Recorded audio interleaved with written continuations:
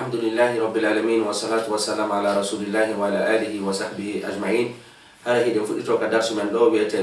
دفتر بيتين الوجيز للدكتور عبد العزيز البدوي حفظه الله. هذا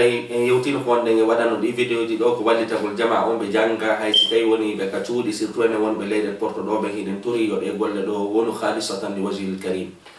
هذا هي دفتر هان كدرس من لو التعزية. haray ko dum woni haray yarlingol maybe be madum dabbirgol be yobe munyo fi fatunde nden haray ko dum innete at-ta'ziya wa tushra'u haray ko dum doma deftere nden o wi haray yo alla reenu mo wa tushra'u no shar'ina na ta'ziyatu ahli al-mayyit munyintingol himbe maydo on bima yuzannu annahu yusallihim piji di tawata hara hida tan ini din don buttinaybe bernde ويكف عن حزنهم إتاي وند مسون مبئون ويحملهم على الرضا والصبر على الإمبيد دون ودوني دي والي توتو بي ونغول ولا غول ودوما قدري الله أم والصبر منيال kala ko tawata harahi da wawi yewtude munyintina ka fatunde ne wadi do sibbe may do haray sariya on no yamirma ya wadi dum don haray non ko woni nyaawore hiwragol fatunde ko dum inati ataziya haray hukmu mum on ko mustahab بما يثبت عنه صلى الله عليه وسلم ثبت بتي ان صلى الله عليه وسلم ان كان يعلمه ويستحضر ستيونه مؤندي هوند او وولا تمان هوند او wadata o munyintina haray ko doni sibbe fati ben haray dum tigiri mo dabbira wa illa sitawi woni wana dum don ko dum duma woni haray ko be ini do wasabru bima yathbutu anhu haray ko yo munyo e piji tabitu ko yo munyintinirbe e piji tabutu din nula sallallahu alaihi wasallam bima kana ya'lamuhu e hunde de andi den ko woni hunde de andi den ko tawata hara himo hunji hadisa kanula do maki wonde mako dum do jangata fi hewrintingol fatunde wa yastahdiruhu tawata hara dum don no hakkille makko haray ko dum don o hani ardinde di halaji go ko dum ka hala do ka firti haray sifatunde wadi tawi hida andi du'awu tabitu do enula sallallahu alaihi wasallam wonde ma haray ko ni hiwrote fatunde haray ko ya maku ko nula sallallahu alaihi wasallam munyintira nay nono himbe be si tawi no woni Allah hunjaaki din hadisaji don haray wonde ma haray ko ya wadu kala ko anduda wa way munyintinde may no haray no hino jeelo e ko nula do makata ko wonde ma haray anna Allah ma akhadha bayna wonde mo yeto joma fatunde nen anna Allah ma akhadha wa lahu ma ata wa kullu shay'in indahu bi ajalin musamma famurha faltasbir wal tahtasib hari ko ninu la sallallahu alaihi wasallam sifatunde wadi ko dum do be yeto to joma fatunde ne yo munno si tawi da hunji den hadisaji don gawa sa hunjaki den hadisaji don kala kongol gol tawata da wawi ardinde fi munyintingol sibbe fati ben haray hida yamira haray ko dum joma deftal don fandi in kana ya'lamuhu sitay woni himo andi ko tabiti kon ka hadisaji wa yastahdiruhu sitay woni mo hunji dum tigi wa illa sitay no woni o anda ko tabiti kon kasariya hadisaji ni fa bima tayassara lahu min al-kalam al-hasan haray ko kala ko newanimo e konguli mo'i alladhi in yuhaqqiqu al-gharad ino tawata haray ko dum woni di yottoto e faandore den wala yukharifu shara kono ko taw kadi hara din yewtereji don di lundaki sariya وعن أسامة بن زيد إتام إبيدو قال بما كنا عند رسول الله صلى الله عليه وسلم هاري بدين كنولا صلى الله عليه وسلم فأرسلت إليه إحدى بناته بنولي قطو سنة كرولي أبيب بما بسنة تدعوه بندو به وتخبره بيتو به أن صبيا لها وندما بيدو ونندبه كرولي بيكم ونندبه أو ابنا لها ما بيدو ونندبه في الموت هرين نكميد هرين في إنده فقال رسول الله صلى الله عليه وسلم نولا صلى الله عليه وسلم ماكي ارجع إليها رتو سنة جدوم هرين رتو مكو فأخبرها يتو دامو أن الله وندما بلت الله سبحانه وتعالى وندما ودني ما أخذك أودتي وله ما أعطى ودن مكو أوكي وكل شيء بيجد فو عنده كمكو بأجل المسمى ودنا ساعة فمرها يمين أنصنا جدو فلتصبر يومنيو والتحتسب كدوني هراي يو منيتور أو هبا براجي أو ولا كبير دماغ وندما هبا براجي كون ولي والتحتسب كمنيا والحانغا سفيكو كدي كبير هراي هنو مري جودي jaka andi o hadisa do kanyum kadi ay ko sonnajo ko seydina Usama ibn Zayd filliti wonde ma haray sonnajo nyande go biddo mum hari no feddinde o nuli biddo makko go yo yawye to nulaado sallallahu alaihi wasallam biddo makko no feddinde nulaado sallallahu alaihi wasallam nuliti nulal e o sonnajo robe maki hande kadi be torike mo yo munyo sabu Allah on dettiti ko okiko haray beji din fu hino mari saa haray yo munyo ko dum woni o fibo kadi ka berde makko haray mo mari baraji ko munyi ko haray ko dum do woni sunna o ko jangude no ko dum do woni sunna o sifatunde wadi ko yetoto da jom mudu jom fatunde si tawi do woni amun jaki dum do ardina kala hala munyintinay ka himbe sitte fatunde de be ko woni tum wadaya jillorto halaji di sariya on jaba وينبغي هرين حال اجتناب امرين ودتغول بيجي ديدي وان تتابع الناس عليهما هازتيوني جماع ووتي دي جماع انو جوكيتو وادو ديدي جوما دفتر دندو اني هراي بيجي ديدي دن دوا ودتاري دي هاسي جماع انو ووتي دي وادو غول اجتماع للتعزيه في مكان خاص مو وديرغول في هيرو ديرغول فاتونde e nokkure hertinade kaddari wano suudu awil makbarati ma ka berde awil masjidi ma mo bondirgol ka julirde haray dum don wondema joma deftande do inni haysi tawi woni no haysi tawi woni hara no hijama on no wadude gon haray de duwa wodditade dum do kono haray musibe jubbe ko yewtete sifandi masalaji do haray yewtireji mo wala laadi hino wode mudum ko do wadi haray windudo deftande on do o indali ko wajibi ma windali ko ko sunna woni to wayan bagi haray no hani sabu ko fionu mo nani no hani sabu ko saddal li zarai haray ko uddugol ko du woni lawangol sabu wobbe ko don natirta be wada bid'aji hande non innete wonde ma iden hani mo bondirde hata wata si tawi woni yaaji wobbe wada bid'aji ko dum mo indi haray no moddi wodditagol dum do dida bundu mo indi kadi won ittikhazu ahlul mayyit at'ama li diyafati alwaridin lil azab haray kadi wonde ma hiden hani wodditagol defangol ko dum woni araybe hiwro hoddo hiwro fatunde nen ko dum woni ittikhazu dogitagol ahlul mayyit himbe ka fatunde nen wadi don at-ta'ama ko dum woni nyamete wadu defugol li diyafati fi ko dum woni haray ko dum woni ko dugol alwaridina lil azai arbe ben hiwragol fatunde haray kanyum kadi windi do yen woddito defangol ka fatunde nen de wadi don ben tigiri defana araybe hiwro fatunde ben o yildulo kadi ko woddito sabu sunna o ko himbe ben haani defande haray ka fatunde nen wadi don wona ka fatunde nen wadi don haani defande araybe ben ko du wadi karamo ko jon do kanyum kadi inni haray woddito dipiji do وذلك سبو لحديث جرير بن عبد الله البجلي رضي الله عنه سبو إتما بينو بماكي كنا نعود الاجتماع هاري مدن تاونوري امو بنديرغول في فاتونde الى اهل الميت ka ko dum ka sibbe may do hari meden kontori dum do hiwragol fatunde den wasani ati taami defangol ko woni defugol nyamete si goddo mai baada dafni ba o surrede minan niyahati dum do no jeya ko nulaado hadi kon haatugol pito ko nande mudum haray o hadisa do ko hondum hara Seydina Jabir filli do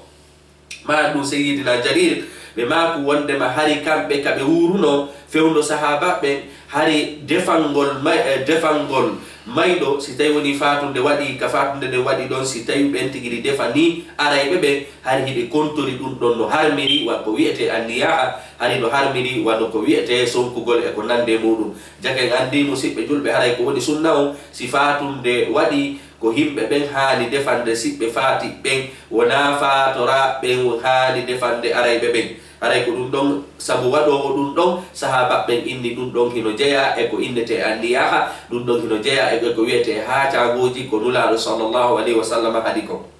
wa innama sunnatu ande ko woni sunna on an yasna aqriba'il mayyit ko de moƴƴinta sibbe maydo on wa jiranuhu kawte makko den li ahli al mayyit wonande himbe maybe ben himbe maydo on to aman yamede haray ko sunna on ko yo sibbe ko dum woni haray ka fatunde nen wadi don ma dum kawtal be makko ben ko ben haani defangol be nyamete yusbi'uhum mudata nyamete on harano yonabe di hadisi Abdullah ibn Ja'far sabu idama yo Sayyidina hadisa Abdullah ibn Ja'far radiyallahu anhu qala bimaki lamma jaa na'yu Ja'far bay nulal yottike wonde ma Sayyidina Ja'far fatike hina qutila sanga de be warano ghazwatu Mu'ta قال النبي صلى الله عليه وسلم نولا دوماكي اصنعوا لآل جعفر طعاما مؤمنا فقدوني هاي ديغور جعفر ندن يامته فقد أتاهم غندي أريب أمر قدون فياك يشغلهم مهين سقل النبي أو أتاهم ما غندي أريب ما يشغلهم بيجي تواتا كدوني هاي سقل النبي هاي بواتا دفود أولير دون هاي جاكين عندي بينولا اليوتيك وندما سيدنا جعفر بفتني أجيبت لغزوة موتا نولا صلى الله عليه وسلم كو يمير نوهم بين كو بدفن سيب كدوني كو بدفن بيغور سيدنا جعفر نين هذا لون إنهم كو بيغور كفاتون نوادي لون كو بين دفنتا هذا كده هم بأراي بين دون هاي يخالف الشرع سبو أو حديث دو ميوني كو أو دال نوري وندما هاي سنة أون كو هم بين دفنتا نلتا جو مفاتون نين ما ينتفع به الميت هاي كو نفتا مايدو كو هندون نفتا مايدو إنهم كو هيرسو كو لايكا كو هندون هاي كو جو ما دفتن دفالا إيهتا دي وينتفع الميت هاي نفترو كدوني مايدو أنو نفترا من عمل أقول غيره هاي ولكن كو قول لي بأمور في أبوجي هاي بيجي بيدو di tawata hara maydo on sa wadi din tigri no hewta maydo on kon non sariya on no happi ko di jelu haray wona hen sinju ko sinju de wofi hewto maydo on haray ko didi linteten do karam ko be haray yewti wonde masi goddo mayi sa wadani on tege di peji do no waye mo hewtude ana dum du'aul muslimu lahu ko sitawi du'aul muslimi lahu ko sitawi woni juldo toranike mo Allah subhanahu wa ta'ala goddo maya haray si juldo toranike mo Allah on du'a do hewto yaymo sabu Allah subhanahu wa ta'ala dali walladina ja'u min هاي بين أرب باو باب يقولون بنبي ربنا دومي من اغفر لنا حفرا من والإخواننا الذين سبقونا بالإيمان هاي اسيب بأمن أدي بمن الإيمان ولا تجعل في قلوبنا غلا وتاودك برد أمن قلوب غنينا دياسي دنكاكو للذين ونند بين آمنوا قندم ربنا كأيو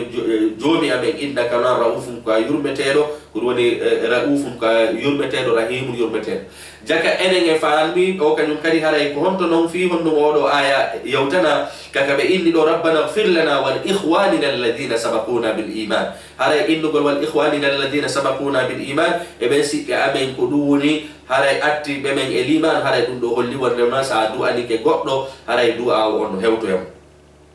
wala qawli nabi sallallahu alaihi wasallam sabunu la kalimaki da'watul mar'i lil muslimi haray ko woni toranogal neddo juldo li akhihi ko woni torano siddo makko fi dhahril ghaibi haray wonde makaka wirni ko woni harana kaybe mobi hala wonde may mi do torana demo hara ko antun jodo to weddito yo antun torano mo Allah mustajabatun dula do baki dum ko jabo dum inda ra'sihi haray no ka hore o wondo e torade do malakul malaikatu muwakkalun ko duni halfinado kullama da'a li akhihi tumakalade o torani musiddo makko bi khairin ko moddi qala al malaku malaikatu o wi'a al muwakkalu bihi ko duni mo halfina amina walakal mithlu hala walla jabi an kadi hida mari sifa mulu haray o hadisa do ko firti wonde wasi tawi woni da toranade musiddo ma Allah subhanahu wa ta'ala yalla yafumo haray daiman malaikatu mo halfina daw sabu neddo fo neddo haray malaika be do yutiri bawo makko winde be ko wonda e wadde ko haray do malaika be si tawi woni anga duwani ke musiddo mawo haray malaika be kanyum kadi jaba amina torano ma an kadi Allah yo Allah okkore sifa ko torani da musiddo ma ko jakay andi dullo torana gol musiddo mum kanyum kadi ko dum inete fi zahril ghaibi haraka ka wirni dum kanyum kadi aray ko hunde yabirade dida bundum ko hewtata maydo on qada'u dayni anhu min ayi shakhsin ruwani yobugol nyamade makko den yobudo wono woni ko sibbe makko ben woni na sibbe makko ben kala yobando mo nyamade den hara nyamade den ittawa e hore makko ka o wali ka o mayto iden ande jangido do hadisa nula sallallahu alaihi wasallam ka be baki wonde be julata nyawli do bay woni be julimo be hara sahaba do go inni wonde ba detti garanti wonde ba yobana mo nyamade nyande nyamade den de yobano nula do baki ko joni don o acca sonjede fi nyamade den jake ngandi kadi haray si goddo yobani ba nyamade den haray ko duwoni nyamade den haray do wawe itte de ore bada hay sabai lamma sabaka min qada'i abi qatada diranayn sabo indangino hadisa ka sayidina aba qatada yobani maydo ko duwoni de bu didi anil mayyiti wonande maydo haray dum tigiri dula do baki ko joni non baddu makko do buubi sabo ko joni o acca sonjede tatabun ɗum ko honɗum kadi hewtata may ɗon qada'u nazri anhu haray ko ittugol ko o takkuno kon simo innuno si Allah waɗanilan ɗum ɗo mi horanay balɗe tati si Allah wi'anilan si Allah huntanilan o haaju ɗo mi waɗayno ɗum ɗo haray hande kadi so maayi mo waɗali haray an wuuru ɗon hiɗa waawi mo waɗande woni ɗon ko korka sawman kana aw gayrahu woni ko korka woni na korka haray ɗon musidɓe julɓe haray ɗo karama koɓɓe no mari yewtere molanade karama koɓɓe no newni wondema si goɗɗo takki inni mi hooray balɗe tati o ronki horde haray hiɗa waawi mo horanno ɗe balɗe ɗon tati karama koɓe goo inni wondema haray ɗa ya horanmo haray ko ya yaltinanmo ko ɗum woni ko ya ñammin ɗe balɗe tati ɗon yokke ko o takkuno kon fi horugol haray noon o masala ɗo faalaɗo yendude mon hootay ka defte jane haray ɗum ko innete wondema woni a ñammi woni a horanmo haray ɗiɗo fof wondema karama koɓɓe kadi no fotti haray a ittanimo ko o takkuno kon haray ko ɗum woni ko ñawore ko faadi ɗo li hadisi Sa'd ibn Ubada sabu ittama ɓe ɗo annahu istafta wondema oɗo arno landi rasulullahi sallllahu alayhi wa sallam fa qala nulaɗo maki فقال او صحابه لو ماكي عفوا ان امي وندما بلت نو يما ان ماتت بفئني وعليها نذر نو اما بتاكي ودوني هاري هبه اني وندما سي الله ودني be dun do be wada dun do فقال نولادو ماكي اقضي عنها يبامو اقضي عنها يبامو جونو kanulado maki do yobammo haray karmo ko benno bodo diri do ha si tay woni ko yo eski ko yo horammo koyo ñammi haray ɗum ɗon en yewti wondema haray masala oɗo yaaji ɗum ɗon kaka defte jane on tigi hiltoto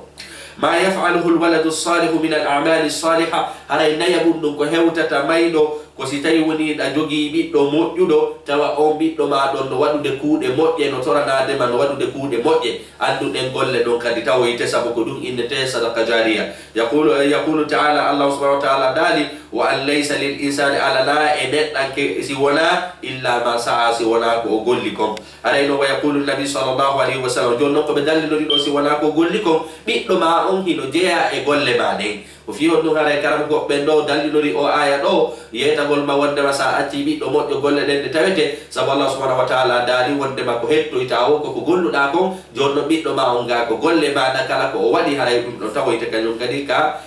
laha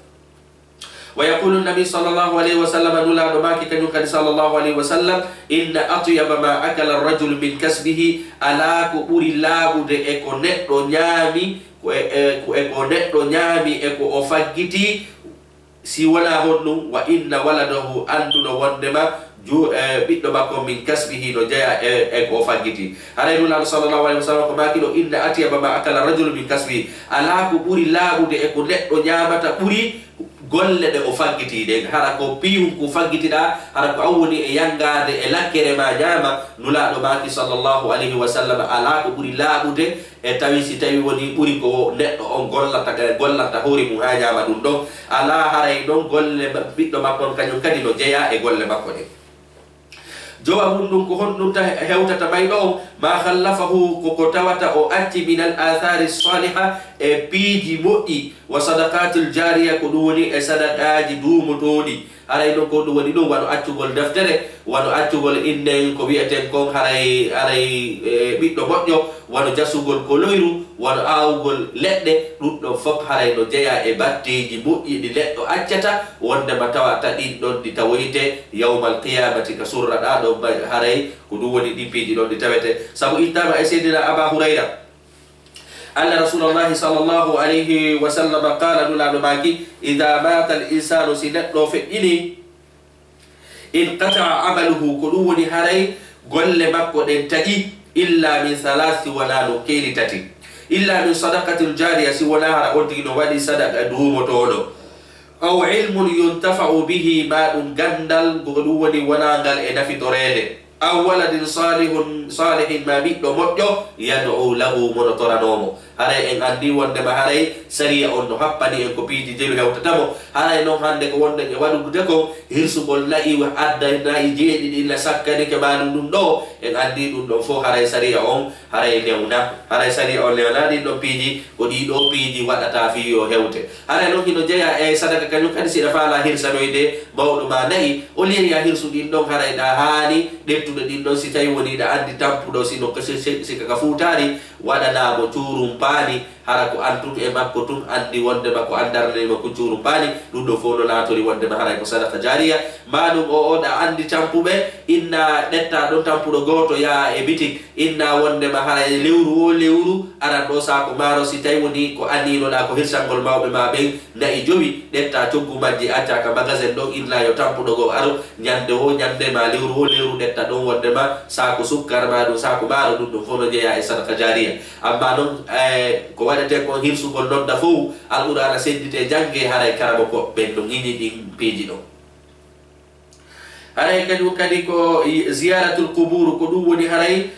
woni haray ado yendatu ka ziyaratul qubur haray no sendutugol alqur'ana on jangana maybe ben haray no dagi kadagaki haray ko illete wonde ma siko antun jangi siko antun detti kamil on jangi anni wonde ma hida tori wonde ma baraji ko janguda do yo yahan kari har on fe'iri haray jangube hewbe ben indi dum do hewtaymo imam shafi'i yo non indi dum do hewtatamo few haray ko inneten tubay karamo ko be ini hewtaymo haray ko illeten karamo ko be hewbe dum be fo indi so anni ke haray barjaari di hewtaymo siko kanko tum detti alqur'ana o jangi delti mawbe makko be amma non si tawi woni hara ko mofte de o noddi carte o fop yobe arbe sendita alqur'ana o be jangana mawbe makko be dum don karamo ko be haray dum nini dum don haray be dewna sabu haray dum don tabitali e nulaado sallallahu alaihi wasallam haray hay dewdu be wonde alqur'ana antu hida waye mo jangude nelda wonde ba haray fatido ko be dewdirani ko sabu alqur'ana on no natori e ko wiete addu'a haray non haray hadde kadi non du'a la yustaratu ko ya noddu jama o fu kati o fu ara janga haray ko buri bojjude sida fala jangande mawbe ma be ko dum woni antum ko ya jodo janga qur'ana o sa gayni addi o da dillo a deldi ko dum woni mawbe ma be ko dum do woni karama ko be golo dewdi dum do amma no mobi der ko kati o fu defe nyaame propagande haray dum do wolle ba dum no jeya e ko wiete bid'a lula sallallahu alaihi wasallam no be baki kullu bid'atin dalala kala bid'a dum lo ki no jeya e bajere ziyaratul qubur haray ko duni haray yawgol juro yo gabruji din dullo kadi wa tushra ziyaratul qubur haray kadi sariya on no newdi wonde ma ko woni juro yagol gabruji din kono non ko hon ko fiu no jura do to da wona da biro golbe barki feƴƴi bebe wona da biro golbe haaju ko yaata jura gol fi ko yaata jura gol lil ittiazi wat tadhakkur al akhirah ko fi ya wajito awuru do wonde ma kanyum kadi andita wonde ma an kadi ko amayo andita fi lahara jakay andi yawgol ka berde juroyo wala yawgol to illa wada gulu wallahu la bi sappo e goddu baami yehi bi jango e dum do sa yehi ko du'a pet hanu da wadute haray no du'a illa lo kanyum kadi ko ya wadu wala ya yo fonta to e jangugol yasin e ko lande di piji haray dum lo kadi sariya on lewla sariya ko lewli sa yehi ka gaburu ko ya wadu du'a andita an kadi ko amayo wajitoda ko dum do woni hikmatu ko dum do woni hikmatul mashru'iyatu haray ko dum woni hikma fi sar'i gol wonde ma yawgol ka jura gol ko dudi fureji di sharitatu haray no ko sarti alla yaqula de ontigi wi'ata indama yughdibu rabb haray alla yaqula indaha ma yughdibu rabb haray ko sarti wonde ma ya yawka gabruji juragol lo sarti on ko hambo ko wata yawto wada piiti di tawata tikkinay jeydo ma subhanahu wa ta'ala haray ko tikkinta Allah subhanahu wa ta'ala si ko du yata wadugol taw wado yawgol toro mabbe illa ko kari wali do si yebi tori ko odo o ko rayla ba yaha e illugol wonde fontugol taw alqur'ana janga illa wonde ma sa jangi yasin do haray hajuma huntoto haray di piji haray akda dewna ka yawgol ka ko woni juro yo gaburuji di ka du'a il maqburi wano yawgol ko dum woni dabbira du'a baybe be dum do haray hala wal istighasatu bihi yawgol fabilo e mabbe ara jodo ka gaburu illa odo ko wali joni awali kari fabola awali do bi tori ka dum do haray dum do fo hala min dunillahi kusi wala Allah haray ko Allah fewtete ladde di peji do ونحو ذلك اكونان دي بيجدو عن ابي سعيد الخدري اتبع بصحابه بلو قال بباكي قال رسول الله صلى الله عليه وسلم لا نباكي اللي لو بالله حيتكم بهدي او زياره القبور ودوري يوم الجورو يو غبرو جدي كلهم فزوروها جوني هري يهي جورو دلي غاندي جاكا هاري لو توغا اونتو بانون تونتا فإن فيها هري لو اجورا غبرو جدي عبره كدو وني تسكوي واجو ولا تقولوا وتأويئتون نندي ما يسخط الرب كلا كتوات تكي لجيد أو وتأويئتون لو كقبر فيو جاكا يغني يوغل جورا يوغل قبر جدي سريع أولو لوني kono lonka dino yetuma ko honno juri ro yetoda wala ya yaw wada to kala ko sari yaw hadi sa ya hay wada to ko sari yaw hadi ko haray anewna naka yaw gol juro yo ko dum woni gabruji di wal nisa'u kar rijali ko dum woni haray de jaawore de yewtude do jaawore de haray worbe be wo e rewbe be wo fowlo fota fil istihbabi e ka hidugol ziyarati alquburi ko dum woni juro yagol gabruji di li musharakati hilla lahulla fil illa sabu be fuhi be kafi e o ella do ella o lo illa o ko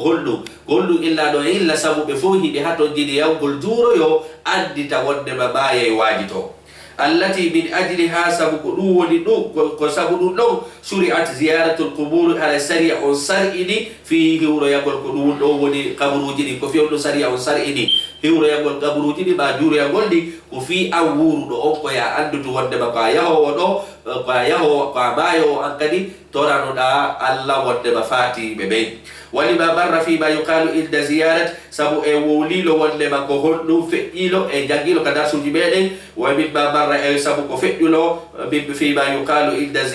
زيارة كولتلو كا جورا ولا جانجيلو كهولو لدو حالي ولما جانكو غول سيتاوي ولي ولتي جورا كسبو صلى الله عليه وسلم كباكايلو سيدي أري ولما كبيلو السلام عليكم بهيوريك أولو والي بدوبك يا أهل الدار بيلا بهيوريك أولو بدو دلو كورلو bene kadi be hewti be illa yo alla tabinti ge bene kadi be hewti ko dum tabiti lula sallallahu alaihi wasallam hadith lo ba kayno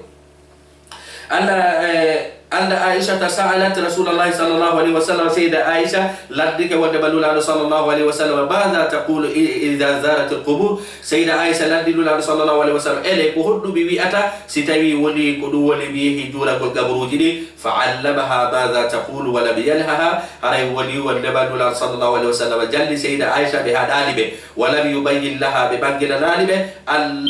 ليس للنساء زيارة بمنجل نالبه ونما هري صنع ببنخانا yawgol kanyum juroyo sabu nula sallallahu alaihi wasallam jaddugol sayda aisha haray ko hollo be goldu be jango tasbe juragol dum don ko dalil wonde ma haray sonna be kanyum kadi do wawi jureyade sabu si tawi woni sonna be halano yawde nula sallallahu alaihi wasallam haray do sayda aisha kono non haray sonna be kanyum yawgol juroyo ka berde no sartida haray non ko sartiji hondi haray ko di sartiji di wonde e jangude do illa anna ziyaratahu la kono non haray juro yagol mabbe laha ko dum woni ka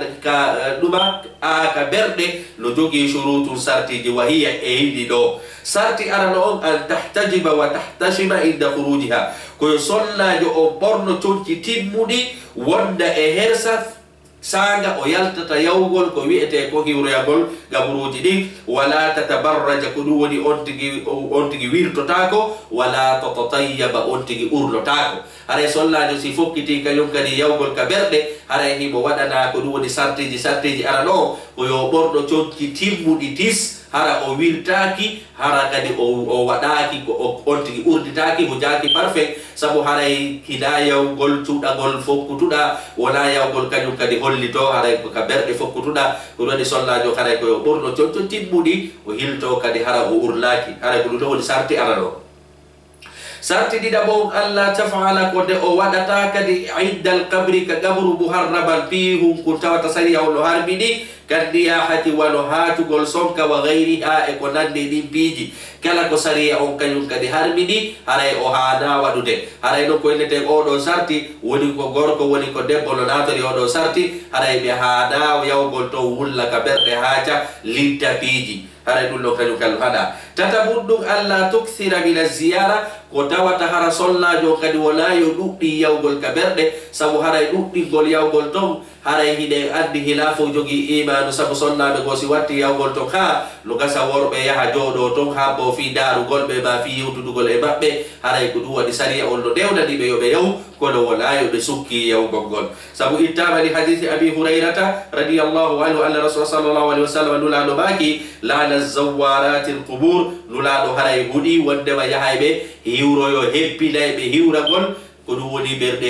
كبرد نولا صلى الله عليه وسلم هودي صلى بدودي لا يوغل كبرد سبو كدودي دا يوغل كبرد وكدو هراي لو هولا سبو هراي ولا فوجوغي إيمانو وتبرد دي ولتو حل كدي لو كوري كتاوتا وربا يحي جودو حبو إدارو قل صلى بي كدو ولي هراي صلى بي ولا بدو هراي نولا صلى الله عليه وسلم هودي دو إلا يوغل كبرد هودا دو كدودي لو ويوغل سبو هراي دو زوار هراي كسيغة مبالغة هراي كبين الفعال هراي نسيغة مبالغة كهبي لو ودو هودا دي هراي نولا دو هودي كلا صلى جو هبي لو ويوغل جورا قل كبرد لا يبد ألا تحدد للزيارة أياما بعينها هراي لا يبد هذا أوتو ناكي كدي هيورو يقول كرودي جورا يقول برد دي جلا دي أندا دي إلا هاي أندا كدي الكبيسة بيهاي ما بيهاي هراي يقول له كدي هذا ولا يتوقع جلا دي إلا دي جلا دي توبا دي هيوتو بيهاي سبو هراي أودي بدا هراي يقول إلا تين هراي جلا دي هيتي داو يها كون هراي لا يدوكي ولا يتوقع كدي جلا دي ياتا يبولو كالخبيث الأول ولا يإلو بيهاي الكبيسة أرد أم كاليورو وثالبا الكبيسة دي دابو أم كاليورو والأربعين ما بيهاي جند أنتك سورة هبي بلد جابان لي ما بيهاي جند دواتا أنتك سورة ما الكبيسة هيكو نلومو ما الكبيسة هيكو نلومو الكبيسة دي دابو ويوم الجمعة ما بيهاي جند جمعة والإيدين ما بيهاي كجلدين ونحوها إكولا دي بيج هاي نواوي يودي juro yo fati be kono toddagol yalade illa biyahay jande idi ba biyahay lokke alkanisa ma sak de jalade do dum do haray hala sabu haray asiki kadila wude de tawaka sabu sallallahu alaihi wasallam hari hilo juro ko hari be toddake jalade bi aidi ha be toddake jalade kayre tigiri tawata de jalade do ko be juro yo ba yuhramu inda alqubur kondo lo harbina ka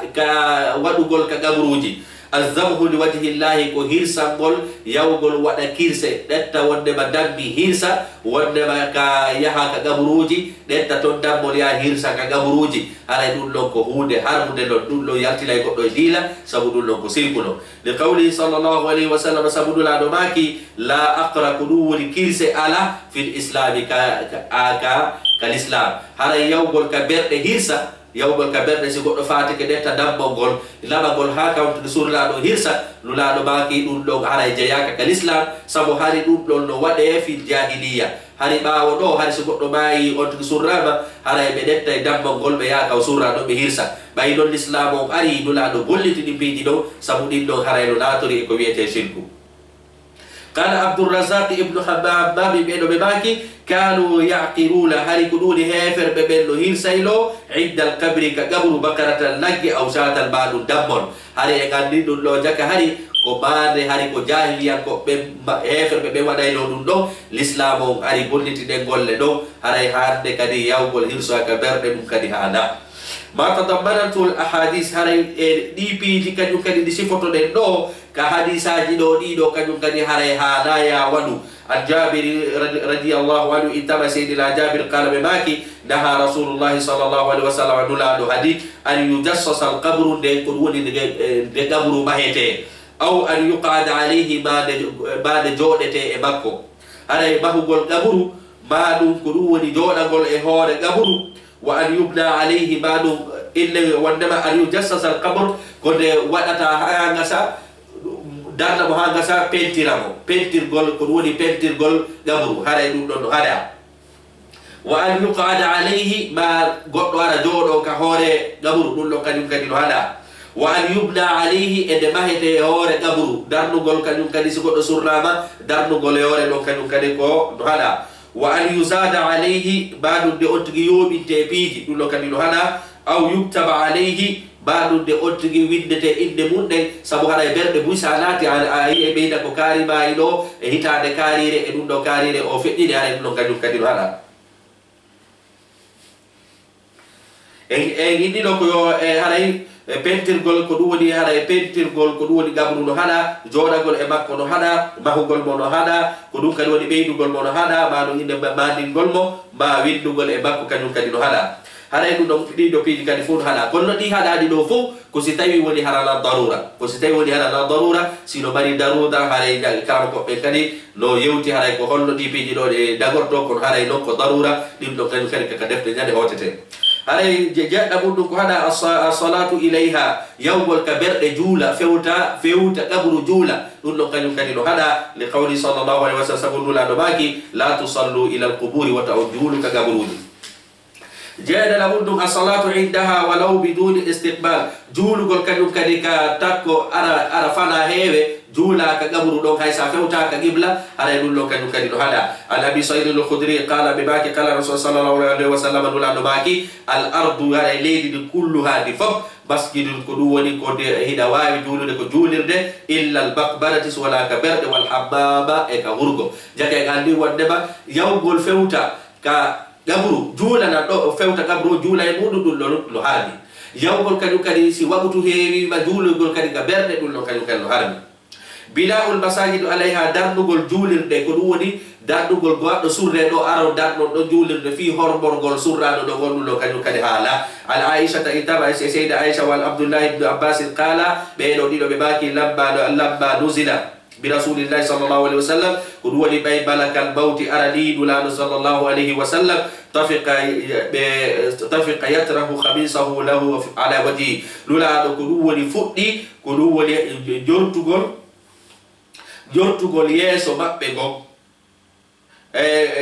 بباكي طفق يتره خميصة له كنت الخميصة هاري كل سنة مؤمن عندك كدولي بنا haray lula sallallahu alaihi wasallam bay bayde de hewtibe hay lula sallallahu alaihi wasallam no detti o ko deli sen do suubi dum woni fata tafiqa yatrahu khabisatan law ala waji be fuddi dettugol deli sen do suuma yeso mabbe ko ide gandi sabu lula sallallahu alaihi wasallam bay be nawni ko ille wonde makko pali no jeelo e ko tawata ko ite ko umma ilo jeelo e ko woni sabu mabbe hani no bay be nawni be detti ko de deftere de lisere wetede do khamisa be suddi ko dum woni tafika be yatrahu khamisatan be fuddi ko dum woni suddagol ko de lisere do ala waji ka yeso mabbe fa iza ihtamma biha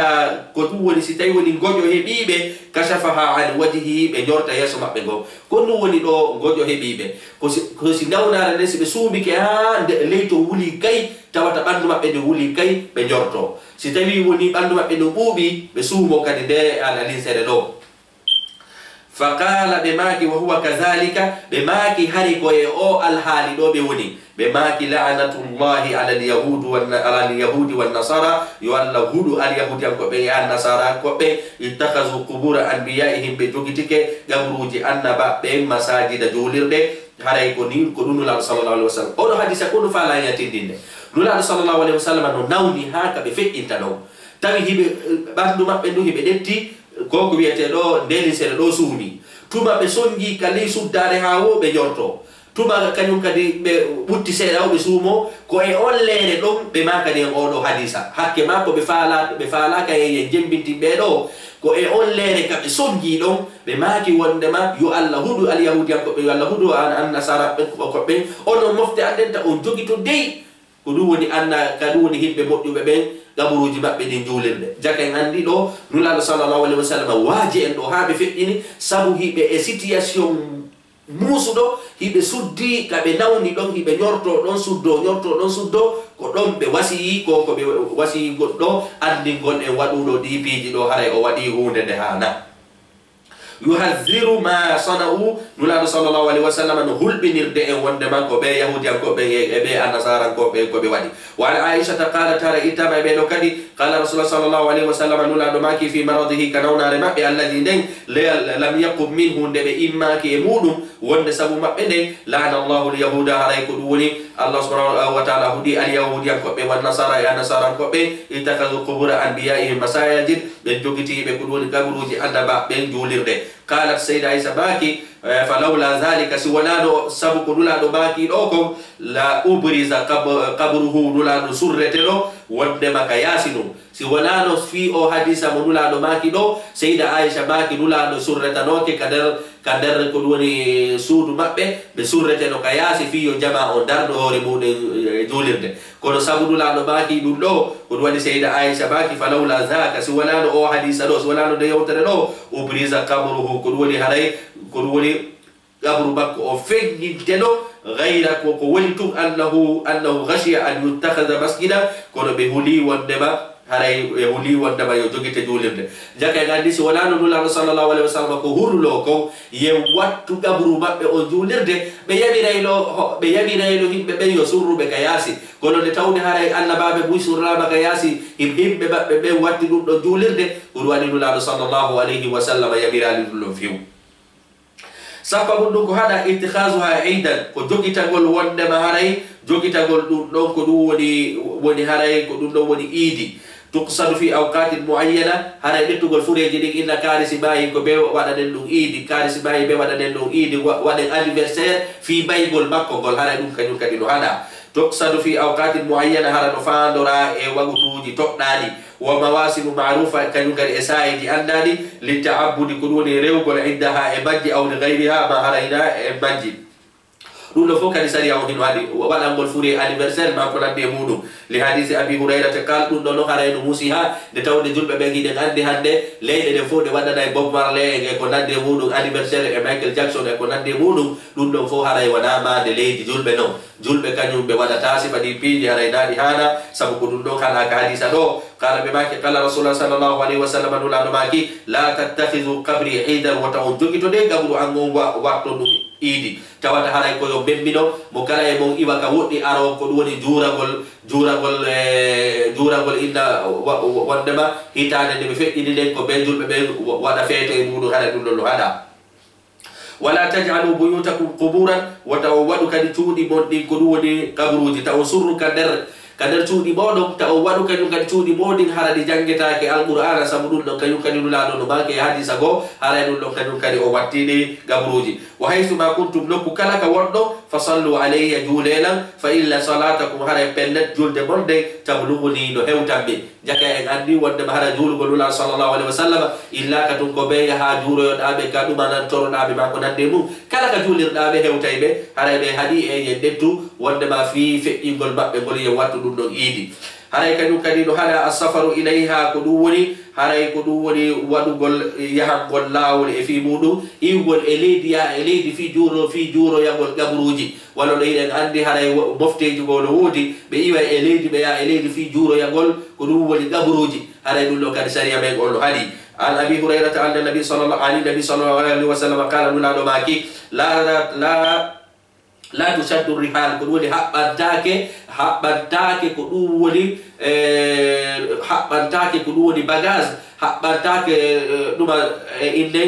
إن حبانتاكي تنتي أكونان ديمودو في يادو حبانتاكي في ستول إلا إلى 3 مساجد سونا في جول الدتاتي كجول الدتاتي تو نولادو صلى الله عليه وسلم يمري إني قطو هيدو واي حقو دتاتي في يوغل سبيسيال ما في يوغل دارو يدلو أنا نقول كونو المسجد الحرام كونوني يوغل جورو جول دال أربعة كونوني سود كابانو والمسجد رسول الله صلى الله عليه وسلم جول دلو صلى الله عليه وسلم دم مدينة والمسجد الأقصى كان المسجد الأقصى جول دوت فلسطين إذا توري الله سبحانه وتعالى يو الله جول تين دل جول ده jadi ngadi ko lokeli tati haray juldo haali habbugol ko dum woli haray ko dum woni piiji bakko di o habbo o dadito o ila beeli hewto ya lokkel kaare haray lokko hande kadi hide bari buy kanyu kadi iwaybe kolaki e ko ladde mudum fo hibbo illa mido yawde lokkel kaare juro yo wali yujo kaari do e kaari jo haray ko dum woni karamo ko bebe buy bebe buy e gillata ko fo ko no burbe dudude be fo lero nadi piiji be dalli lori o hadisa do sabulullah sallallahu alaihi wasallam baki haray ko goddo ko dum woni habbirta do ba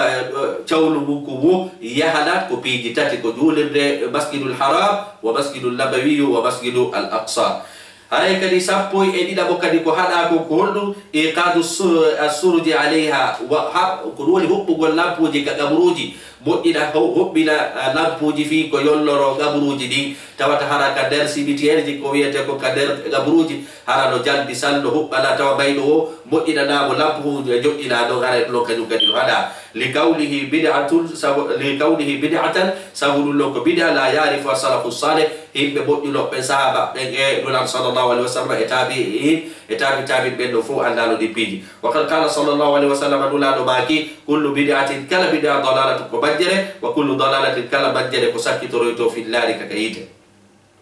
وفيه أيضا إضاءة المال سبو ودغول هبغول كدي لامبوجي ودنا كدو ودي فريجي دي هذا يقول لك كدي لو جاء يقول لك إضاءة للمال كدو يبغول جودي هذا يقول لك كدي لو جاء كويته هذا ديبانس غول كويته كون ديبانس يونيتي سبو أو بايدو نوم on nafi tortan munday hubbuda do haray lon ko illete wonde ba dum do ko si tawi woni haray ara e gala darura si tawi do woni hara ille hara ko e sare gouvernement o wadi do ampulji don no jalbi lorde ka berde dum lo halaka sabu ampulji di wadiraka fi jalbi dangol bayde be haray ko fi wurube be wadana dare non day hewtoyi ko dum wiete haray ka kaberde hare ɗum ɗo hanaka amma noon si goɗɗo maayi moƴƴinanamo ampule hu joƴƴinata ko makko haray ɗum ɗo hana sabu ɗum ɗo haray ko ɗum yeɓugol jawdi ɗo e muɗum yeɓugol jawdi ɗo haray no haɗa wa huwa manhiyun anhu binnassi haray ɗon ɗum waɗugol ɗipiɗi ɗo no haɗira bindi ɗi li qawli sallllahu alayhi wa sallam sabu ɗulaɗo maki inna allaha pelletɗo allah kariha lakum salasan o ko ɗum woni o allah subhanahu wa taala añinani on piiji tati qila wa qala illugol binani kari wi'i ɗum ɗo haray ɗum tigiri allah subhanahu wa taala no añi yamiri en haray o hiɗani piiji ɗo qila wa qala wa ida'atul mali e yeɓugol jawdi wa kasrati su'ali e ɗuɗɗingol lande haray no lande ko fanda ɗo kon ɗo hino añama sariya no haɗi ko lande nde tawata lande nde nafata amma lande noon si tawi woni ko landortoɗade ko fiya faamu jokka dina haray ɗen lande ɗon no yamira sabu allah no daali fasalu ala dhicri in kuntum la talamun haray koyon lande sappo e tata ɗum ɗon kañum kadi ko aña kasru isamiha ko ɗum woni haray ko fusugol ma ɗum innen ƴi'e mayɗo haray ɗum ɗon kañum kadi no haɗa haray fijirgol ƴi'e mayɗo e kañum e fusugol ɗe e gollitirgol ɗe kala ko tawata no natori ɗin ɗon piiji haray no haɗa sabu nulaɗo sallllahu alayhi wa sallam ɓe maki kasru azmin mayit ko ɗum woni haray fusugol ƴi'e mayɗo ka kasrihi hayyan no way wasa fusiide ka wuuri ɗo haray ko ɗum innete gollitirgol ƴi'e mayɗo wona ko haani few wona ko haani sabu sa gollitiriɗe ka o maayi ɗon no way wasa gollitiriɗe ka wuuri ɗo haray ko ɗi piiji ɗo kañum kadi aña waɗugol haray ko inchallahu hande enen en gayni dammal ko wiyete aljanais en gayni wonde makko yowodiri inchallahu darsu men arowo on ko fi korka yewtete siko ɗum allah muuyi haray hiɗen tori kala faalaɓe jokkugol darugol ɗi chaine ɗi vidéo ji ɗo yontigi abono ka chaine ɗo si tawi woni faljere waɗi ande ko mi wonɗo e wowlude on falji wal islamu bari um minu haray l'islamu no woɗɗiti e ɗum ɗon haray noon hiɗen andi haray ko woni masum o ko woni faljata wo ko annaba ɓen haray hedditiɓɓen fof ko faljayɓe haray hiɗen hatta ka darsu men ɗo wassalamu aleykum wa rahmatullahi wa barakatuh.